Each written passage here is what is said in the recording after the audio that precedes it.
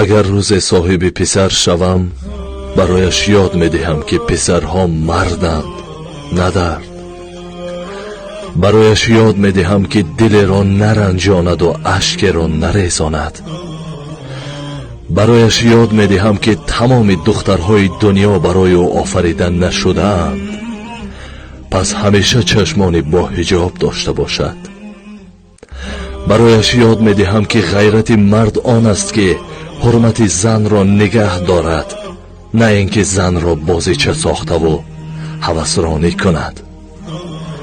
برایش یاد میدهم که هر عهدی که با همسرش میکند وفادار باشد و در آخر برایش یاد میدهم که همیشه راستگوی و حقیقت پرور باشد.